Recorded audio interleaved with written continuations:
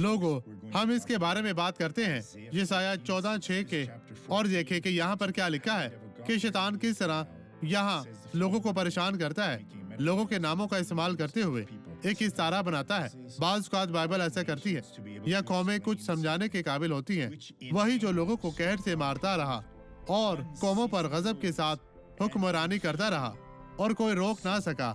अब वो जुल्म और सितम का शिकार है, बगैर किसी के इसे रोकने के काबिल नहीं है, क्योंकि वो जंग हार गया है। यीशु जीत गया, किसी को भी शैतान से डरने की जरूरत नहीं है। यीशु ने उसे शिकस्त दी है।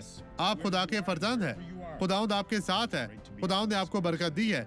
उसे फतह से आगे बढ़े और अपनी बरकत पाए। अब ये गवाही देखें और मैं वापस आऊंगा। मैं हर बार गिर जाती आप थी। गिरती रहती थी। जी हाँ। लेकिन ये खत्म हो गया, आप मजीद नहीं हाँ, गिरेंगी। लेकिन खत्म हो गया। अब आप शफायाब हैं, आप नहीं गिरेंगी मैं आज बहन। ठीक हो गई हूँ। तो आगे बढ़े बहन, अभी हाल की तरफ आगे बढ़े, ठोकर खाए अब बगैर, छड़ी मेरे हाथ गिरे में है। बगैर। चले बहन, चले चले चले, खुदावंद आपके साथ है। मैं इस बुराई को यीशु के नाम में बांधता हूँ। आप शिफायाब हैं। अभी चले बहन, चले बहन, खुदावंद आपके साथ है। इसे देखिए लोगों, ये खूबसूरत है। खुदा की तारीफ हो, खुदावंद तेरा शुक्र हो। ये खत्म हो गया बहन। अब मैं आपके लिए दुआ मांगना चाहता हूँ। बाप यीशु के नाम में मैं दुआ मांगता हूँ, इन्हें छू, इन्हें शिफा दे, इन्हें निजात दे, इन्हें बरकत दे। मैं इस बदी को इनकी जिंदगियों में कबूल नहीं करता।